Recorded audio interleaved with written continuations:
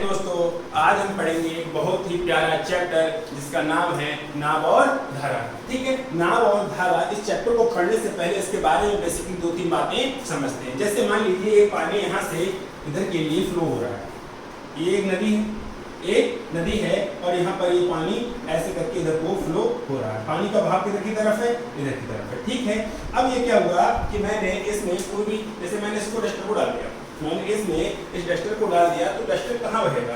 Duster की जो होगा, अगर मैंने इसमें डस्टर को डाल दिया तो डस्टर उधर जाएगा कि यहीं रहेगा कि इधर हो जाएगा। तो आप इस चीज को समझ पा रहे हो कि अगर पानी इधर को बह रहा है और इसमें तो अपनी स्पीड है नहीं, इसमें तो अपनी स्पीड है नहीं, और अगर मैं इसको यहाँ पर डाल दूँ इसमें तो पानी कहाँ हो जाएगा? इस साइड में जाएगा। इसको अगर बेसिकली एग्जाम्पल समझ नहीं आ रहा है तो आप ये बोतल को देख सकते हो। इस बोतल को अगर मैं यहाँ पर डाल दूँ तो पानी कहाँ जाएगी? बोतल कहाँ जाएगी? इस साइड में जाएगी, नहीं जाएगी।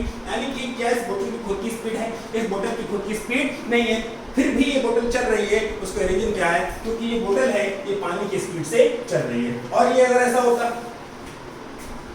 नदी जो है उसका जो पानी है उसका फ्लो किस साइड में है? इस साइड में है। नदी का जो फ्लो किस साइड में है? इस साइड में। अगर अब मैं इस बोतल को डाल दूं तो ये बोतल क्या उधर को जाएगी? नहीं, ये बोतल कहाँ को जाएगी? इधर को जाएगी। यानी कि पानी में कुछ ना कुछ स्पीड होती है, पानी में कुछ ना कुछ स्पीड होती है। अगर इस बोतल को इसमें डाल दूंगा तो बोतल इधर को जाएगी और इसमें डाल दूंगा तो बोतल इधर को जाएगी। यानी कि ये बोतल किसकी स्पीड से दौड़ेगी? ये बोतल पानी की स्पीड से दौड़ेगी। अगर पानी 2 किलोमीटर प्रति घंटे की स्पीड से बह रहा है, अगर पानी 2 किलोमीटर प्रति घंटे की स्पीड से बह रहा है तो बोतल भी 2 किलोमीटर प्रति घंटे की स्पीड से बहेगी। और ये पानी अगर 3 किलोमीटर प्रति घंटे की स्पीड से बह रहा है तो बोतल भी 3 किलोमीटर प्रति घंटे की स्पीड से बहेगी। इतना क्लियर हुआ? अब क्या है, जैसे अगर मैं किसी पुल पे चढ़ना है, मैंने क्या कहा, ये ब्रिज है, ये एक ब्रिज है। तो एक बात बताइए, ये ऐसा रोड आया है, ऐसा ये एक रोड आया है और उस तरीके से ये ब्रिज है। तो एक बात बताइए, अगर आप साइकिल से चल रहे हो तो आप ऐसे करके आ रहे हो, आप साइकिल से इधर को आ रहे हो, तो आप बताओ कि जब आप इस पर चढ़ोगे तो कुछ ज्यादा ही ऊंचा हो रहा है। ठीक है, कोई दिक्कत नहीं, ऐसे करना। तो समझ में आ रहा है? अगर आप इस ब्रिज पे चढ़ोगे तो अगर आप बताइए कि आप अपनी स्पीड से आ रहे थे तो आप पर कोई बाहर लग जाता है? नहीं। आपकी स्पीड अगर 10 किलोमीटर प्रति घंटा थी, आपकी स्पीड अगर 10 किलोमीटर प्रति घंटा थी तो आप इस रोड पे 10 किलोमीटर प्रति घंटा की स्पीड से चल रहे थे। अगर आपकी साइकिल की स्पीड 10 किलोमीटर प्रति घंटा है, अगर आपकी साइकिल चलाने की क्षमता 10 किलोमीटर प्रति घंटा है, तो आप बताइए आप इस सिंपल प्लेन रोड पे 10 किलोमीटर प्रति घंटे की स्पीड से चल पा रहे हो? चल पा रहे हो? अब हम यहाँ पर तो 10 किलोमीटर प्रति घंटे की स्पीड से चल रहे थे, लेकिन जैसे ही ब्रिज आया तो आप बताइए क्या हमारी स्पीड 10 किलोमीटर प्रति घंटा रह जाएगी? आप सोच के देखिए कि अगर मैं 10 किलोमीटर प्रति घंटे की स्पीड से चल रहा था तो अगर ये ब्रिज आ गया तो क्या मैं 10 किलोमीटर प्रति घंटे की उतना ही एफर्ट लगा रहा हूँ, जितना एफर्ट में 10 किलोमीटर, जितना एफर्ट में जितनी ताकत मैं 10 किलोमीटर प्रति घंटे की स्पीड से चलाने में साइकिल लगा रहा था प्लेन रोड पे, उतनी ही ताकत लगाऊं तो क्या स्पीड यहाँ पर 10 किलोमीटर प्रति घंटा रहेगी? आप कहोगे नहीं। आप कहोगे 10 किलोमीटर प्रति घंटा स्पीड नहीं रहेगी, जो भी रहेगी वो 10 से कम हो जाएगी। यहाँ तक कितनी रहेगी? 10 से कम तक रहेगी। ठीक है, अब इसके बाद क्या होगा? इसके बाद क्या होगा? अगर आप उतनी ही ताकत लगा दो तो स्पीड क्या होगी? 10 से ज्यादा हो जाएगी, क्योंकि आपकी स्पीड तो 10 किलोमीटर प्रति घंटा है और साथ में ढलान भी मिल गया, साथ में आपको ढलान भी मिल गया, तो आपकी स्पीड ऑटोमेटिक बढ़ जाएगी। तो आपकी स्पीड ऑटोमेटिक बढ़ जाएगी। बचपन में आप हम लोगों ने देखा है कि अगर हम साइकिल वगैरह से कहीं जा रहे हैं और हवा उसी डायरेक्शन में चल रही है, जिस डायरेक्शन में हम चल रहे हैं उसी डायरेक्शन में अगर हवा चल रही है तो साइकिल वगैरह हमारी बहुत ही तेज चलने लगती है। ठीक है, साइकिल वगैरह कुछ भी। और अगर हम जा रहे हैं इधर को, हम जा रहे हैं इधर को और हवा आ रही है इधर को, तो क्या होगा? साइकिल चलाना महंगा पड़ जाएगा, यानी कि हमको एफर्ट ज्यादा लगाना पड़ेगा। अब बेसिकली एग्जांपल पुल वाले समझिए कि अगर हमारी साइकिल की स्पीड 10 किलोमीटर प्रति घंटा है तो हम प्लेन रोड पे 10 किलोमीटर प्रति घंटा की स्पीड चला रहे हैं। ठीक है, जैसे ही ब्रिज आएगा और उतनी ही ताकत लगाएं जितनी पहले लगा रहे थे तो हमारी स्पीड ऑटोमेटिक 10 किलोमीटर प्रति घंटा से कम हो जाएगी। ठीक है, और जब पुल से नीचे उतरेंगे तो क्या हो जाएगा? ऑटोमेटिक स्पीड हमारी 10 किलोमीटर प्रति घंटा से बढ़ जाएगी। और यहाँ पर क्या हो जाएगा? यहाँ पर 10 किलोमीटर प्रति घंटे की स्पीड से ही आप दौड़ने लगोगे। यहाँ से यहाँ तक आप 10 किलोमीटर प्रति घंटे की स्पीड से ही दौड़ने लगोगे। यानी कि हो क्या रहा है, इस बात को दोबारा बहुत अच्छे समझो। हमारी जो स्पीड है सो है, हमारी जो स्पीड है सो है, लेकिन अगर हो क्या रहा है कि जिस डायरेक्शन में हम जा रहे हैं उसी डायरेक्शन हमें और प्रेशर लग जाए और दाब लग जाए और हवा का झोंका, हवा या ढलान या पानी का बहाव उसी डायरेक्शन में हो जाए तो हमारी स्पीड ऑटोमेटिक बढ़ जाएगी, यानी कि हमको आभासी बल मिल जाएगा। हम अगर 10 किलोमीटर प्रति घंटा की स्पीड से जा रहे हैं और कोई 2 किलोमीटर प्रति घंटे की स्पीड से हमको धक्का दे दे तो हम कितने हो जाएंगे 12 किलोमीटर प्रति घंटा, ठीक है। और हम 10 किलोमीटर प्रति घंटा जा रहे थे और सामने से कोई आ जाए 2 किलोमीटर प्रति घंटा की हवा से झुका तो हमारी स्पीड ऑटोमेटिक कितनी हो जाएगी 8 किलोमीटर प्रति घंटा, ठीक है। अब यहाँ पर एक बात और समझते हैं, अगर हमारी स्पीड 10 किलोमीटर प्रति घंटा है तो कोई दिक्कत नहीं है, 10 किलोमीटर प्रति घंटा हम चल ही रहे हैं। अगर पानी के बहाव की, अब यहाँ पर ना बोट एंड स्टीम पढ़ रहे हैं तो बोट एंड स्टीम की बात देखिए कि अगर पानी का बहाव 2 किलोमीटर प्रति घंटा है, पानी का बहाव 2 किलोमीटर प्रति घंटा है और इस डायरेक्शन में है, इस डायरेक्शन में है, इस डायरेक्शन में है और हमारी स्पीड 10 किलोमीटर प्रति घंटा है, पानी का बहाव 2 किलोमीटर प्रति घंटा इस डायरेक्शन में है, पानी का बहाव 2 किलोमीटर प्रति घंटा इस डायरेक्शन में है और हमारी स्पीड 10 किलोमीटर प्रति घंटा है। अगर हम इधर चलेंगे, अगर हम इधर चलेंगे तो 10 किलोमीटर प्रति घंटा तो हमारी स्पीड है और 2 किलोमीटर प्रति घंटा का हमको सहारा मिल जाएगा, किसका, पानी का मिल जाएगा, ठीक है। तो हमारी स्पीड हो जाएगी कितनी हो जाएगी 12 किलोमीटर प्रति घंटा हो जाएगी, ठीक। इसके अपोजिट देखिए, अगर आप 10 किलोमीटर प्रति घंटा आपकी स्पीड है और 2 किलोमीटर पानी इधर जा रहा है, अगर आप इधर से इधर आओगे, अगर आप इस साइड से इस साइड आओगे तो आपकी स्पीड कितनी थी 10 किलोमीटर प्रति घंटा, लेकिन 2 किलोमीटर प्रति घंटा आपके अपोजिट आ रहा है तो आपकी स्पीड कितनी रह जाएगी फाइनली 8 किलोमीटर प्रति घंटा, ठीक है। इनको ज्यादा अच्छे से हम समझेंगे सवाल के साथ में। बढ़ते हैं सवालों की तरफ।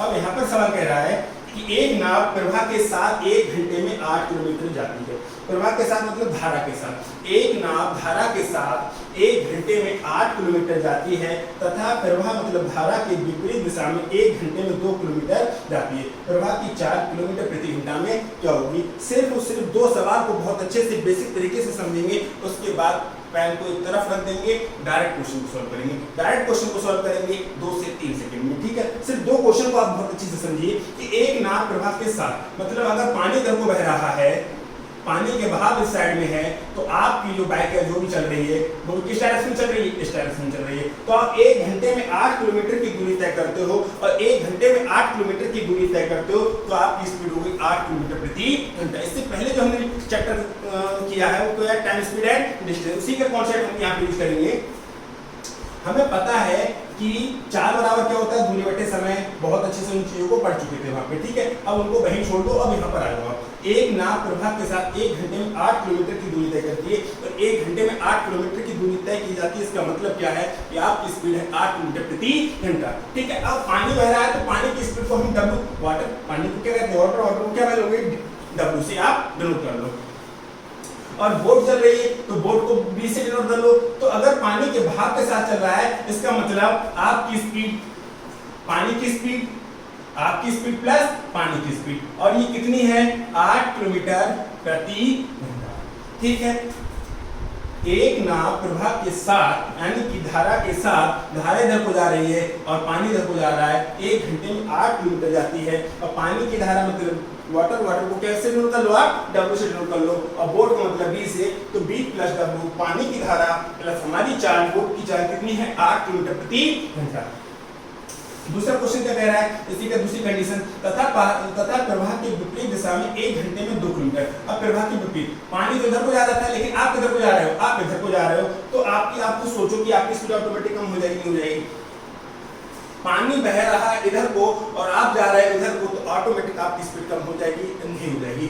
खुद कहोगे कि हाँ भाई साहब हमारी स्पीड ऑटोमेटिक कम हो जाएगी। तो हमारी स्पीड कितनी थी B और पानी की स्पीड W, तो कितनी हो रहा है 2 किलोमीटर प्रति घंटा, 2 किलोमीटर प्रति घंटा। तो ये तो आया कि एक नाव प्रवाह के साथ 1 घंटे में 8 किलोमीटर, प्रवाह के साथ का मतलब है धारा के साथ, और धारा के साथ का मतलब है कि हमारी चाल और पानी की चाल दोनों चाल जुड़ जाएंगी। धारा के साथ चलने का मतलब है कि हमारी चाल और धारा की चाल दोनों जुड़ जाएंगी। तो B प्लस W कितना हो गया 8 किलोमीटर प्रति घंटा, और धारा के विपरीत जाने का मतलब है कि अगर हमारी स्पीड, मैंने इससे पहले एग्जाम्पल समझाया था कि अगर हमारी स्पीड 10 किलोमीटर प्रति घंटा है और 2 किलोमीटर प्रति घंटा पानी की स्पीड है और अगर हम उसके अपोजिट जाएंगे तो हमारी स्पीड हो जाएगी 8 किलोमीटर प्रति घंटा। तो यहाँ पर कितना दे रखा है b माइनस डब्ल्यू कितना 2 किलोमीटर प्रति घंटा। अब हमसे पूछा है प्रवाह की चाल क्या होगी, यानी कि हमसे पूछा है प्रवाह की चाल का मतलब धारा की चाल क्या होगी। तो आप किलोमीटर ये वाला हटाइए तो इससे कोई फर्क नहीं पड़ रहा, ठीक है, दोनों यूनिट सेम है। तो हमें पूछा है W का मान, किसका मान पूछा है, हमसे W का मान पूछा है, प्रवाह की चाल क्या होगी। तो आप देखिए कि अगले पहली कंडीशन तो आपको सॉल्व करना आता है कि इसमें इस इक्वेशन में से इस इक्वेशन को हटा दो तो ये माइनस हो जाएगा, ये प्लस हो जाएगा और ये माइनस हो जाएगा, माइनस माइनस से कट जाएगा तो W कितना हो जाएगा 2W हो जाएगा, 8 में से 2 निकाले 6 हो जाएगा, तो W बराबर कितना आ जाएगा 3। और W क्या है, W है वाटर की चाल, मतलब पानी की चाल, मतलब धारा की चाल, प्रवाह की चाल। तो कितना आ रहा है 3 किलोमीटर प्रति घंटा। अब बात करते हैं कि इस क्वेश्चन को ऐसे करेंगे नहीं करेंगे, इस क्वेश्चन को ऐसे करेंगे नहीं करेंगे। इस क्वेश्चन को करने का जो सही तरीका है वो क्या है मैं आपको बता रहा हूँ। देखो आपने ये समझ लिया सवाल को देखते ही, एक नाव प्रवाह के साथ 1 घंटे में 8 किलोमीटर, आप तुरंत पाओगे b प्लस डब्ल्यू 8, एक नाव प्रवाह के साथ 1 घंटे में 8 किलोमीटर। तो आप तुरंत ही दिमाग में कहोगे कि b प्लस डब्ल्यू कितना हो जाएगा 8 हो जाएगा, तथा प्रवाह के विपरीत दिशा में 1 घंटे में कितना 2 किलोमीटर, और 1 घंटे में 2 किलोमीटर, b माइनस डब्ल्यू कितना हो जाएगा 2 किलोमीटर।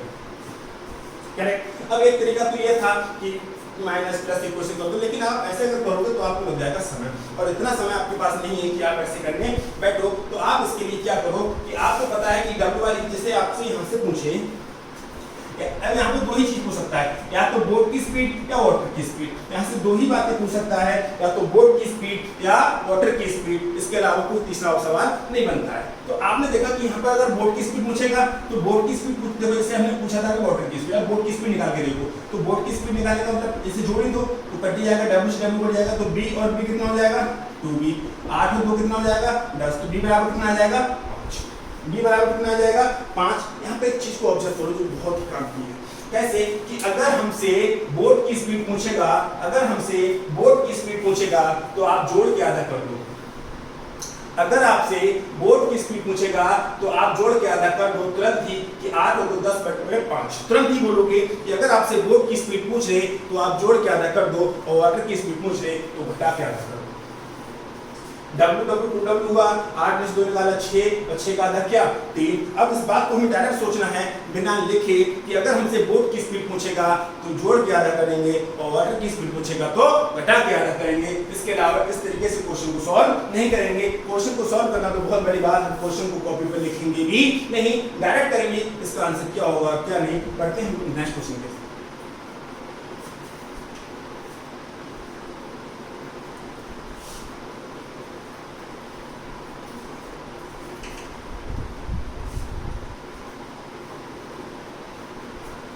अब देखिए, अब यहाँ पर 2 बातें आती हैं। एक व्यक्ति अधो प्रवाह में 15 किलोमीटर प्रति घंटे की गति से और ऊर्ध्व प्रवाह में 9 किलोमीटर प्रति घंटे की गति से नाव चला सकता है, स्थिर जल में नाव की गति क्या है। अब यहाँ पर 2 बातें हुई कि आपको अधो प्रवाह और ऊर्ध्व प्रवाह भी पता होना चाहिए, तो पहली बात है। और दूसरी बात हमारा वाला कॉन्सेप्ट है वो एक ही बात कहता है कि आपसे बोट की स्पीड पूछेगा तो जोड़ के आधा, और धारा की स्पीड पूछेगा मतलब पानी की चाल पूछेगा तो घटा के आधा। हमसे पूछा क्या है, क्या पूछा स्थिर जल में नाव की चाल मतलब बोट की स्पीड। बोट की स्पीड क्या होगी जोड़ के आधा, बोट की स्पीड क्या होगी जोड़ के आधा। 15 9 24, 24 का आधा 12, 15 9 24, 24 का आधा 12। डायरेक्ट लगा, आपको सोचना ही नहीं है कि 12 आंसर आ जाएगा डायरेक्टली, ठीक है, लेकिन आपको सोचना ही नहीं है कि अधो प्रवाह क्या होता है और ऊर्ध्व प्रवाह क्या होता है। क्यों? अगर आप सोचोगे तो समय लग जाएगा, आपको क्वेश्चन बनानी पड़ेगी। और हम क्यों बनाए, हमें पता है कि अगर बोट की स्पीड पूछेगा तो जोड़ के आधा, और वाटर की स्पीड पूछेगा तो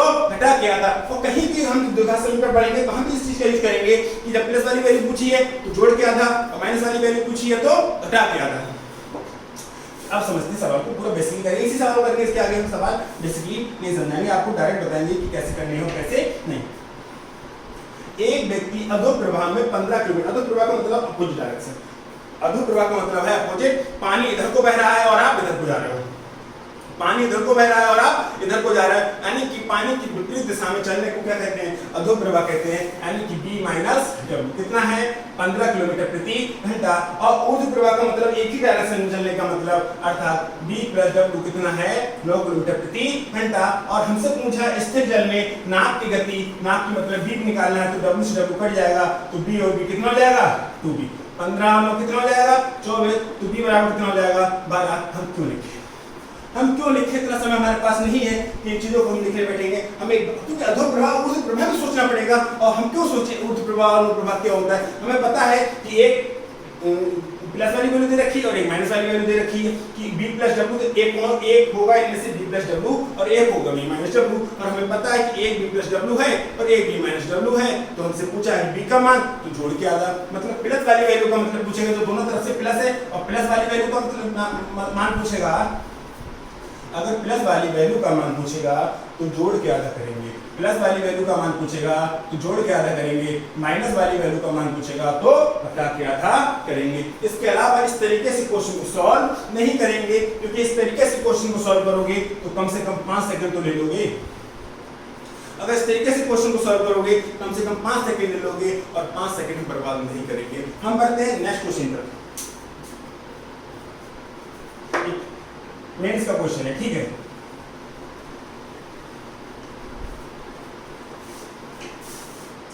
एक आदमी धारा के प्रतिकूल दिशा में 12 किलोमीटर प्रति घंटा, अनुकूल दिशा में 18 किलोमीटर प्रति घंटे की गति से नौका चला सकता है। स्थिर जल में नौका चलाने की गति क्या है, मतलब बोट की स्पीड पूछी है और आपको पता है कि बोट की स्पीड पूछी है तो क्या करोगे, जोड़ के आधा, 12 18 30 का आधा 15, 12 18 30 का आधा 15। क्या आपको 2 सेकंड से ज्यादा लग रहे हैं, पहले 5 सेकंड लग रहे थे, अब 2 सेकंड लग रहे हैं, कम से कम 3 सेकंड तो बचे, 3 सेकंड ही बहुत काम के हैं। आप फिर से देखो, एक आदमी धारा के प्रतिकूल, प्रतिकूल का मतलब है कि B माइनस W कितना 12 किलोमीटर प्रति घंटा, अनुकूल का मतलब है B प्लस W कितना हो जाएगा 18 किलोमीटर प्रति घंटा।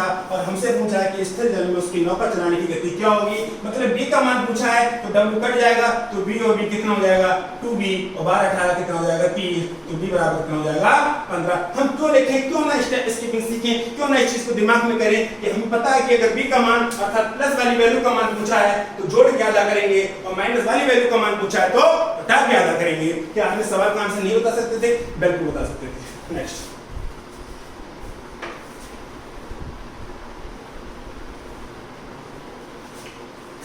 देखिए, एक नाव धारा की दिशा के अनुकूल 8 किलोमीटर प्रति घंटे की चाल से चल सकती है तथा धारा की दिशा के प्रतिकूल 4 किलोमीटर प्रति घंटे की चाल से चल सकती है। शांत जल में नाव की चाल पूछा है, शांत जल में नाव की चाल पूछा है मतलब बोट की स्पीड पूछा है, और हमें पता है कि बोट की स्पीड पूछा है तो क्या करेंगे, जोड़ के आधा करेंगे। 8 और 4 12, 12 का आधा 6, 8 और 4 12, 12 का आधा 6, और 6 दे रखा है ऑप्शन दिखाइए, 6 दे रखा है ऑप्शन सी में, 6 दे रखा है ऑप्शन सी में। आप फिर से देखिए, एक नाव धारा की दिशा के अनुकूल, यानी कि अनुकूल B प्लस W 8 किलोमीटर प्रति घंटा और B माइनस W 4 किलोमीटर प्रति घंटा, यहाँ से W से W कट जाएगा, B और B 2B, 8 2 4 12 6। इतना क्यों पढ़े, इतना कैलकुलेशन क्यों करें, हमको डायरेक्ट पता है कि अगर B plus W B minus W का मान दे रखा है तो अगर B का मान पूछेगा यानी कि प्लस वाली वैल्यू का मान पूछेगा तो जोड़ के आधा, और माइनस वाली वैल्यू का मान पूछेगा तो घटा के आधा। बोर्ड क्या पूछा है मतलब जोड़ के आधा पूछा है ना। नाप की चाल क्या होगी, नाप की चाल कितनी होगी 8 और 4 12, 12 का आधा 6। बढ़ते हैं नेक्स्ट क्वेश्चन। एक नाप की अनुप्रवाह चाल 14 किलोमीटर प्रति घंटा एवं ऊर्ध्वप्रवाह चाल 8 किलोमीटर प्रति घंटा है। नाप की शांत जल में चाल ज्ञात कीजिए। क्या यहाँ पर हम लिखने की कोशिश करेंगे, हमसे बोट की स्पीड पूछा है और हमको पता है कि अगर बोट की स्पीड पूछी है तो क्या करेंगे, जोड़ के आधा करेंगे। हमसे बोट की स्पीड पूछी है तो क्या करेंगे, जोड़ के आधा करेंगे। 14 और 8 22, 22 का आधा 11, 14 और 8 22, 22 का आधा 11। क्या यहाँ पर लिखने की जरूरत है, नहीं है। अगर हमसे पानी की स्पीड पूछी होती, अगर हमसे पानी की स्पीड यानी कि धारा की चाल पूछी होती तो 14 में से 8 गए 6 और 6 का आधा 3, 14 में से 8 गए 6 और 6 का आधा 3, तो 3 टिक कर देते। लेकिन हमसे पूछा है नाप की चाल, नाप की चाल मतलब प्लस वाली वैल्यू, तो उसका क्या करेंगे, जोड़ के आधा। 14 और 8 22, 22 का आधा 11। नेक्स्ट, एक नाप नदी की धारा के अनुकूल दिशा में 1 घंटे में 8 किलोमीटर जाती है तथा धारा की विपरीत दिशा में 1 घंटे में 2 किलोमीटर जाती है। नदी की धारा की चाल पूछिए, नदी की जो धारा की चाल है वो पूछा है, तो हमें पता है अनुकूल दिशा में 8 किलोमीटर 1 घंटे में 8 किलोमीटर 8 किलोमीटर प्रति 1 घंटे में 8 किलोमीटर जाने का मतलब क्या होता है 8 किलोमीटर प्रति घंटा, और 1 घंटे में 2 किलोमीटर जाने का मतलब क्या होता है 2 किलोमीटर प्रति घंटा। और हमसे पूछिए धारा की चाल, तो क्या करेंगे घटा के आधा, 8 में से 2 गया 6 और 6 का आधा 3, 8 में से 2 गया 6 और 6 का आधा 3, तो 3 इस सवाल का सही आंसर हो जाएगा। अगर हमसे पूछा होता नाप की चाल, तो क्या करते जोड़ के आधा, 8 और 2 10, 10 का आधा 5। सवाल को मैं एक बार फिर समझा रहा हूं। एक नाव नदी की धारा के अनुकूल दिशा में 1 घंटे में 8 किलोमीटर, अनुकूल दिशा का मतलब है कि b प्लस w, 1 घंटे में 8 किलोमीटर जा रही है, तो स्पीड कितनी हो गई 8 किलोमीटर प्रति घंटा। तथा धारा की विपरीत दिशा में 1 घंटे में 2, विपरीत दिशा का मतलब है कि b माइनस w 1 घंटे में 2 किलोमीटर जाती है। तो हमसे पूछा नदी की धारा की चाल क्या होगी। अब हमें क्वेश्चन को उठाने पड़ेगा क्योंकि हमें w चाहिए, b थोड़ा चाहिए, तो माइनस प्लस माइनस b से b कट जाएगा, तो w और w कितना हो जाएगा 2w, और 8 में से 2 का कितना हो जाएगा 6, तो w का मान कितना आ जाएगा 3 किलोमीटर प्रति घंटा। क्यों बर्बादी करनी है समय की, आखिर क्यों करनी है समय की बर्बादी, तो हमको डायरेक्ट पता है कि जब धारा की चाल पूछा तो क्या करेंगे घटा के आधा, तो 8 में से 2 गया 6, 6 का आधा 3। नेक्स्ट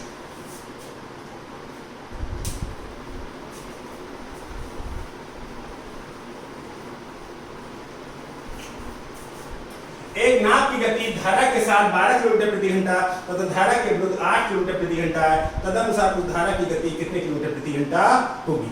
नाव की गति धारा के साथ 12 किलोमीटर प्रति घंटा और धारा के विरुद्ध 8 किलोमीटर प्रति घंटा। हमसे पूछा है कि धारा की गति मतलब w का मान मतलब माइनस वाली वैल्यू का मान, तो क्या करेंगे घटा के आधा, 12 में से 8 गए 4 और 4 का आधा 2, 12 में से 8 गए 4 और 4 का आधा 2, जो ऑप्शन 4 में दे रखा है। क्या इसमें हमें कोई दिक्कत होने वाली है, क्या कुछ भी लिख रहे हैं नहीं लिख रहे हैं, क्या दिमाग को छोटी मोटी कैलकुलेशन नहीं कर सकते हैं, डेफिनेटली कर सकते हैं, तो क्यों ना उसकी आदत बना ली जाए, तो हमसे पूछा है कि धारा की चाल, और धारा की चाल क्या होगी घटा के आधा, तो 8 में से 4 गए 4 और 4 का आधा 2।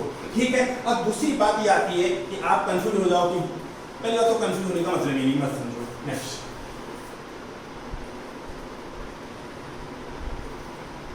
एक नौका की गति धारा के अनुकूल और प्रतिकूल दिशा में क्रमशः 14 किलोमीटर प्रति घंटा और 8 किलोमीटर प्रति घंटा है। धारा की गति पूछा है, पानी की चाल पूछा है, तो क्या होगा घटा के आधा, 14 में से 8 गए 6 और 6 का आधा 3, 14 में से 8 गए 6 और 6 का आधा 3 इस सवाल का सही आंसर होगा, फिर से समझो। एक नौका की गति धारा के अनुकूल और प्रतिकूल दिशा में क्रमशः 14 किलोमीटर प्रति घंटा, अनुकूल दिशा का मतलब धारा के साथ b प्लस w 14 किलोमीटर प्रति घंटा और धारा के प्रतिकूल मतलब b माइनस w 8 किलोमीटर प्रति घंटा है। तो हमसे क्या पूछा था धारा की चाल, तो धारा की चाल क्या करेंगे घटा के आधा, तो 14 में से 8 गए 6 और 6 का आधा 3। ठीक है। आप इस तरीके से कोशिश कीजिए कि क्वेश्चन को डायरेक्ट करने की। मिलते हैं नेक्स्ट क्लास में।